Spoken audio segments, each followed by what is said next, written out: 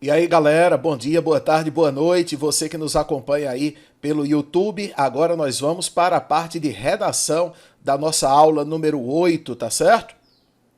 Então, olha só, lembrando que as nossas aulas desta semana, esta última semana de março, comecinho de abril, né? Aula número 8, seguindo o nosso cronograma rigorosamente. Nós dividimos a aula em 4 partes: gramática, interpretação textual, literatura e agora redação. Você está vendo aqui no link aqui em cima aí para você acessar aí as outras aulas, beleza, galera? Vamos começar então? A gente vai começar hoje chamando a atenção para algumas questões do estilo, da escrita mesmo. O que é que você pode fazer para melhorar a sua escrita, tá? Então vê, entre voz ativa e voz passiva, prefira a voz ativa. Repito, não é questão de você usar a voz passiva e isso estar errado. Não é isso, tá? Ora, mas entre ativa e passiva é melhor que você use a ativa porque a forma verbal é mais curta, a frase fica mais direta, né? Dá uma olhadinha nesses dois trechos aí. O primeiro trecho, não é, da Ruth de Aquino na revista Época, com algumas adaptações para servir aqui pra gente. Olha só. Não acho que o feminismo tenha traído a nenhuma de nós. Movimentos de emancipação trazem conquistas. Não são manual de felicidade, mas de liberdade. Liberdade para escolher o que é melhor para cada uma. Agora, veja essa outra versão. Não acho que nenhuma de nós tenha sido traída pelo feminismo. Conquistas são trazidas pelos movimentos de emancipação. Não são um manual de felicidade, mas de liberdade. Liberdade para escolher o que é melhor para cada uma. Agora compara só. Não acho que nenhuma de nós tenha sido traída, e aí o sujeito, nenhuma de nós sofre a ação, nenhuma de nós tenha sido traída, e a outra versão, não acho que o feminismo tenha traído a nenhuma de nós. Essa versão é bem melhor, não é verdade? Você vai concordar comigo. Veja o outro caso. Movimentos de emancipação trazem conquistas. É muito melhor do que conquistas são trazidas pelos manuais de emancipação. Então é isso, gente. Entre voz ativa e voz passiva, prefira a voz ativa, tá certo? É uma questão de estilo. Outra questão, prefira a ordem direta. Evite frases invertidas, inversões desnecessárias, tá certo? Veja o seguinte, que a frase direta deixa o texto mais claro, a frase direta costuma ter menos vírgulas, então tudo é mais fácil para você se você optar pela ordem direta. Veja isso aqui. Censurar, proibir e reprimir são atitudes antipáticas porque geralmente são vistas pela sociedade como inimigas da liberdade individual, da criatividade e da verdade. Observe que nesse período aí a gente tem a ordem direta, não é? O que é que são atitudes antipáticas? Censurar, reprimir, proibir e reprimir, tal, e depois vem o porquê, né? A oração aqui explicativa. Agora veja essa outra.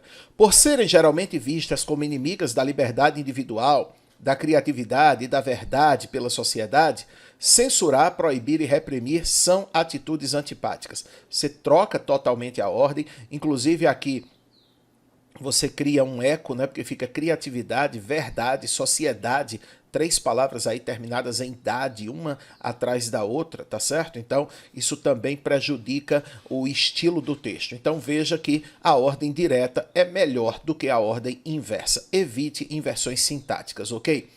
Outra coisa, use frases curtas. Períodos longos só atrapalham. Essa é uma questão que a gente fala muito na aula e a gente marca muito nos textos, não é? Quando você faz um período longo, você tem que colocar mais conectivos, você tem que colocar mais vírgulas, eventualmente ponto e vírgula, não é? Tem muitas ideias ali no período, então procure frases mais curtas. Claro que ninguém está dizendo aqui que você deve fazer frases de uma linha somente, não é isso, tá? Mas ter bom senso para colocar em cada frase uma informação apenas, né? Períodos, principalmente para quem tem letra pequena. Períodos de 3, 4, 5 linhas acabam ficando imensos, verdadeiramente imensos para quem tem a letra pequena. Então é preciso ter cuidado. Dá uma olhadinha nesse período aqui, vê. Uma coisa é a mulher decidir ser mãe e dona de casa em tempo integral. Se assim é feliz e seu companheiro também, parabéns. Sorte da mulher que, hoje, com recursos e instrução, pode decidir seu destino, pode tentar ser bem-sucedida no trabalho, no amor e na família. Um desafio duro, porém fascinante. Pode decidir quando engravidar e não ter filhos, e é o cúmulo que muitos a apedrejem por isso. Agora veja que há muita complicação aqui nesse período. Primeiro que veja, é um período imenso, começa aqui em sorte da mulher e vai terminar no isso, não é? O próprio período inicial, uma coisa é a mulher decidir ser mãe, dona de casa em tempo integral. Se assim é feliz, já se coloca uma oração condicional, não é? E já vem dando os parabéns aqui. Aí depois, sorte da mulher que hoje, com recursos e instrução, pode decidir seu destino, pode tentar ser bem-sucedida no trabalho, no amor e na família. Aí vem um comentário sobre isso, tá? Então o período fica longo, fica difícil de ser entendido, atrapalha a leitura, portanto, evite períodos longos, tá bom?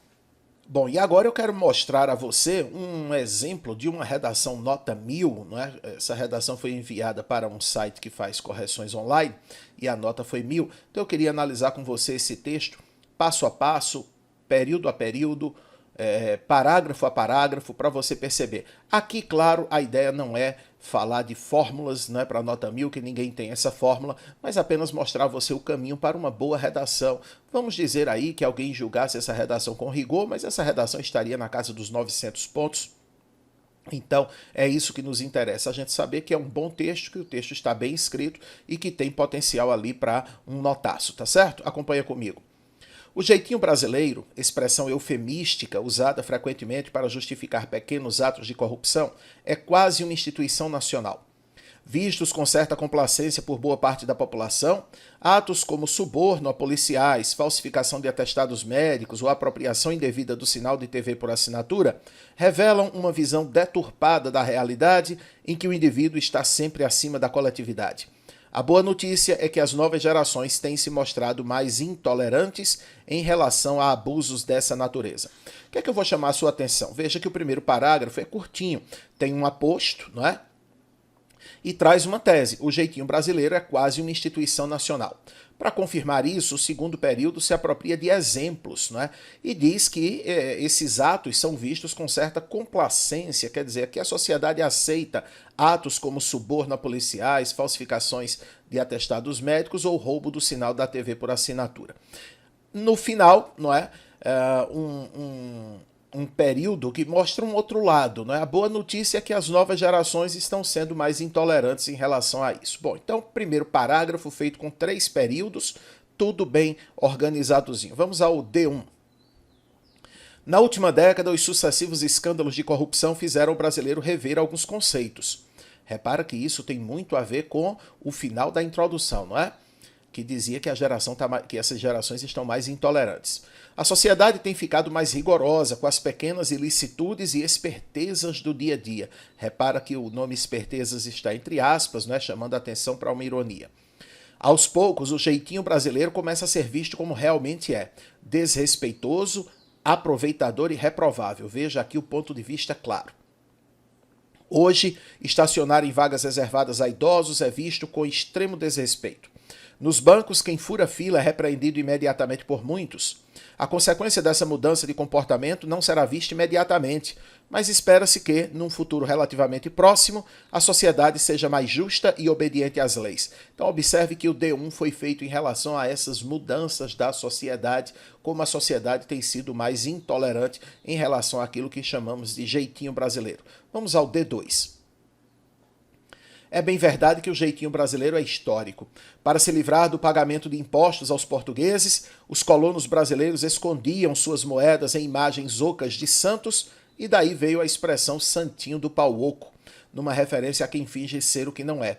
Mas a aceitação de pequenas corrupções, que durante séculos fez parte da cultura brasileira, tem sido questionada pelas novas gerações. Aos poucos, o jeitinho está deixando de ser motivo de orgulho para ser motivo de vergonha. Veja que o parágrafo começa com a alusão histórica e termina reforçando a ideia central de que as novas gerações estão mais intolerantes. Vamos para a conclusão. É preciso reconhecer, pois, que mudanças culturais não ocorrem de forma instantânea. É preciso que escola, sociedade e governo, então quem tem que fazer, né? escola, sociedade e governo, se empenhem cada vez mais em combater o jeitinho. Na escola, então o que é que a escola precisa fazer? É preciso que as crianças aprendam a importância da honestidade, com projetos, olha aqui como, né? Com projetos que visem a mostrar, por exemplo, que a cola é um tipo de corrupção. A sociedade deve cada vez mais empenhar-se em combater as pequenas corrupções e em denunciá-las, como já foi citado no texto. E os diversos órgãos governamentais devem ser rigorosos na aplicação da lei, principalmente quando os servidores públicos se corrompem, favorecendo ilicitudes. É com exemplos e obediência à lei que se constrói uma sociedade mais justa, organizada e desenvolvida, tá? Então, esse texto foi enviado para um desses sites que fazem correções online, tá? A nota foi 1000, repito aqui, é apenas para mostrar a você um texto bem construído, bem organizado, com períodos bem distribuídos, né? E uma ideia lógica que está sendo defendida, tá certo? Uma conclusão aí que mostra 3 elementos que podem contribuir para o fim do jeitinho brasileiro. Claro que é possível melhorar esse texto, claro que é possível dar uma outra abordagem, a gente aqui está apenas mostrando que é possível tirar uma nota boa, não é? Com uma organização, com uma sequência lógica. Tudo bem, gente? Bom, e esta semana o tema que eu convido você a escrever é esse aqui: como melhorar o sistema educacional no Brasil. Há 2 semanas, se não me engano, não é, nós discutimos um tema parecido. Não é? A educação é, de fato, prioridade para governo e sociedade? Então veja que é um tema na mesma linha. Vamos debater educação, tá certo? Agora a pergunta é direta: como melhorar o sistema educacional no Brasil? Então veja que agora ninguém está colocando responsabilidade na sociedade, não é? Quem tem que melhorar o sistema educacional é o governo, obviamente. É ele que pode melhorar fazendo investimentos. A sociedade pode cobrar. Vamos ver os textos de apoio que estão aí no seu livro e a gente vai comentando as ideias principais, porque é a partir delas que você vai construir o seu texto, tudo bem? Olha lá o primeiro. Cada nação trata dessa questão de acordo com suas concepções histórico-políticas. O Chile, para me referir a um exemplo mais próximo, sustentou por anos um sistema educacional em que mais de 50% das matrículas estiveram concentradas no setor privado, uma realidade que pode sofrer alterações com as recentes mudanças previstas na educação daquele país. Já no Brasil, e na maioria de outros países integrantes da OCDE, e de onde, portanto, temos mais dados sobre a educação, a participação do setor privado no total de matrículas é menor. No nosso caso, ela atinge cerca de 15% das matrículas, taxa que apresenta certa variação atrelada à economia, diminuindo em tempos de crise. Do ponto de vista do debate teórico, há autores que discutem tanto os pontos positivos quanto negativos da existência desses 2 sistemas educacionais. Os primeiros debates argumentavam que as escolas públicas desempenham um papel preponderante na construção de valores democráticos. Mais tarde, esses argumentos foram rebatidos, mostrando que alunos de escolas privadas tendem a desenvolver valores cívicos e redes de relacionamento social mais consistentes com o fortalecimento de uma sociedade civil. As escolas privadas também apresentam uma vantagem sobre as públicas, já que possuem mais autonomia para escolher os docentes e incentivá-los, uma vez que não precisam cumprir com os estatutos docentes existentes na carreira pública. Escolas públicas e privadas também diferem em nível de complexidade. Como as escolas públicas precisam lidar com uma maior variedade de demandas dos estudantes e de suas famílias, possuem uma complexidade maior, podendo apresentar conflitos e incoerências internas. Em contraste, as escolas privadas, por selecionarem alunos e serem escolhidas pelas famílias, possuem uma maior probabilidade de ter seus objetivos alinhados. Bom, isso aí foi publicado na revista Veja. O que é que a gente poderia trazer aqui para o debate? Escolas públicas e privadas têm diferenças naturais, não é? No Brasil, aproximadamente 15% dos alunos estudam em escolas privadas, então o nosso ensino praticamente os nossos resultados de ensino são oriundos das escolas públicas, não é? 85% dos alunos estão em escolas públicas. O texto diz que tanto alunos das escolas públicas quanto de escolas privadas são capazes de desenvolver valores democráticos, mas que nas escolas privadas existem laços que parece que são maiores entre esses alunos, né? Diz também que as escolas particulares têm uma vantagem porque elas são autônomas, elas têm autonomia para escolher seus professores e tudo mais, o que não deixa de ser verdade, né? A própria cobrança na escola particular costuma ser maior do que na escola pública. Na escola pública, dependendo da escola sem ter professores contratados, os professores estão ali por concurso público. Eles não podem sair, né? Eles não podem ser demitidos. Essa é uma segurança que existe no serviço público. Nas escolas particulares, não. O professor está numa escola particular só enquanto dá resultado, tá certo? Então, isso faz com que as escolas particulares muitas vezes sejam mais competitivas, tá certo? E claro, o fator de que a escola particular foi o aluno que a escolheu, tá certo? Ou o pai do aluno que a escolheu, e isso costuma fazer com que haja uma homogeneidade um pouco maior na escola privada do que na escola pública. Seriam algumas vantagens da escola particular, tá? Pelo menos o texto da Veja trata disso. Texto número 2, do Gustavo Iuskop, né? Diz o seguinte: um dos males que assola nossa educação é a esperança vã de pensadores e legisladores de que uma escola que mal consegue ensinar o básico resolva todos os problemas sociais e éticos do país. Eles criaram um sistema com um currículo imenso, sistemas de livros didáticos em que o objetivo até das disciplinas científicas é formar um cidadão consciente e tolerante. Responsabilizaram a escola pela formação de condutas que vão desde a preservação do meio ambiente até os cuidados com a saúde. Instituíram cotas raciais e forçaram as escolas a receber alunos com necessidades especiais. A agenda maximalista seria uma maneira de sanar desigualdades e corrigir injustiças. O Brasil deveria questionar essa agenda. Bom, texto polêmico aí do Gustavo. E qual é a questão aqui, minha gente? O que é que ele traz? Ele critica a escola brasileira pelo currículo imenso. Essa é uma crítica que grandes pensadores da educação fazem, não é? O currículo da escola é gigantesco, ou seja, aqui no Brasil o aluno tem conteúdo demais para aprendizagem de menos, tá? Então, o aluno não consegue acompanhar a quantidade de conteúdos, é muita coisa para a cabeça dele, então ele acaba não aprendendo quase nada, tá? E também que colocaram a responsabilidade na escola de formar o cidadão. O que é que seria esse formar o cidadão? É como se a escola abrisse mão de ensinar conteúdos científicos para formar o cidadão, uma tarefa que seria da sociedade e da família. E aí o Gustavo questiona isso e diz que o Brasil deveria questionar essa agenda aí, não é? Uma agenda que procura sanar desigualdades, não é, por meio desse tipo de situação que, segundo ele, para a escola não funciona, tá? Texto 3. A tragédia da educação brasileira. Governo Lula naufraga de forma espetacular no desafio da qualidade. Texto lá de 2010, era o último ano do governo Lula. O Reinaldo Azevedo escreveu isso. O governo gastou 400 milhões para melhorar nota de 1.822 municípios e de 28 mil escolas que tiveram desempenho abaixo do esperado. Mas muitas cidades com nota até 2 no IDEB de 2009 avançaram pouco e, no ciclo de 5ª a 8ª série, 8% pioraram seu índice. Na verdade, o que aconteceu no governo Lula e no governo Dilma e continua se arrastando até hoje é que a educação brasileira não progrediu. O ensino básico, de fato, não teve melhoras significativas. O governo gasta muito, mas gasta mal, não é? Muito do dinheiro enviado para a educação vai pelo ralo da corrupção também, tá certo? Nos municípios, nos estados.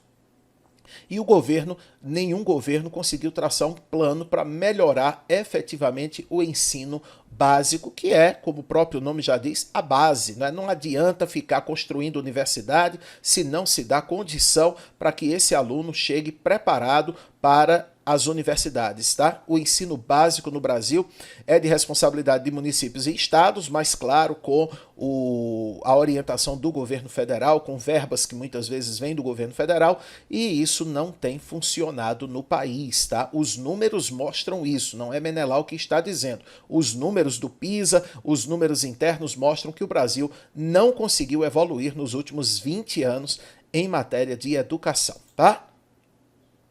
Temos mais um texto agora da Veja, de 2016, para a gente fazer um apanhado aí pelos últimos 20 anos. Olha só, a baixa qualidade da educação básica brasileira, mais uma vez o problema da educação básica, fez com que o país perdesse 5 posições na última edição do relatório sobre o capital humano, estudo anual do Fórum Econômico Mundial, divulgado na terça-feira. O Brasil ficou na 83ª posição com uma pontuação de 64,51, o que significa que mais de 35% do capital humano brasileiro permanece subdesenvolvido. Os brasileiros têm desempenho abaixo da média da América Latina e Caribe. Olha que coisa, os brasileiros têm desempenho abaixo da média da América Latina e Caribe e pontuaram menos que Uruguai, Costa Rica e Bolívia. A lista analisa o êxito de 130 nações de todo o globo em preparar a população para adquirir capacidades, conhecimentos, competências e atributos de qualidade para produzir valor econômico no país. Esse é o texto 4, né? E aí, olha só, gente, é preciso pensar no seguinte: como melhorar essa educação? Primeiro, pense na questão da formação de professores, né? As escolas que formam professores costumam trabalhar com muita teoria, com muito blá blá blá, tá certo? E não preparam o professor para a sala de aula. Essa é uma grande verdade, tá? A teoria é muito bonita, tá certo? A pedagogia é linda, mas a prática é completamente diferente. Então, o que ocorre? Primeiro, a profissão não tem atraído os bons alunos, tá? Excelentes alunos não optam pela docência. E aqueles que fazem essa opção, existem estudos que mostram que a maioria, ou pelo menos metade dos professores formados no Brasil desistem da profissão em 5 anos. Veja, o camarada entra na universidade todo cheio de ideologias, cheio de boas intenções para a educação, achando que vai mudar o mundo. Ele sai da faculdade, se depara com uma realidade totalmente diferente do que ele escutou lá dentro e em 5 anos, pelo menos metade, desiste da carreira docente, tá? Então esse é um problema que precisa ser sanado. As faculdades que formam professores precisam estar mais antenadas com o aluno do século XXI, com as propostas do século XXI. É preciso pensar o currículo, né? E a recente reforma que houve na Base Nacional Comum Curricular, né, a BNCC, procura essa mudança na BNCC, procura ajudar um pouco a partir do momento que vai olhar para o aluno e ver quais são os interesses dele, né? O aluno vai escolher em alguns momentos o caminho que quer traçar e as escolas precisam estar aptas a dar essas opções para os alunos. Então, as mudanças na BNCC, eu pediria que você fizesse uma pesquisa sobre isso, podem ajudar a escola a se tornar mais atrativa, né? A escola tem que ser um lugar também de produção científica, tá? A escola precisa ter laboratórios de informática, tá? A escola precisa ter laboratórios de física, química, biologia, para que esses alunos possam ter mais aulas práticas. Então, são medidas que podem ser adotadas para melhorar a educação no Brasil e tornar o Brasil mais competitivo internacionalmente. A escola precisa investir em ciência, o Brasil precisa investir em ciência, tá? O Brasil precisa formar melhor esses alunos e entender que não é investir em educação, não é construir prédios, investir em educação não é construir universidades, não é isso. Investir em educação é dar educação de qualidade dentro da sala de aula, tá? Claro que é preciso ter escolas e é preciso ter universidades, sim, mas antes de tudo é preciso ter alunos preparados, é preciso ter professores preparados, é preciso ter uma escola e uma universidade que esteja apta a produzir conhecimento e permitir que esse aluno seja, de fato, um agente transformador da sociedade, ok? Sem isso, vamos ficar eternamente estagnados, tá? Continue focado. A crise do coronavírus, infelizmente, deve demorar mais um pouco e quem conseguir se manter focado em todo esse período, certamente vai sair mais forte para brigar por uma vaga na universidade, tá certo, gente? Então eu peço isso, mantenha o foco. Um grande abraço, tchau!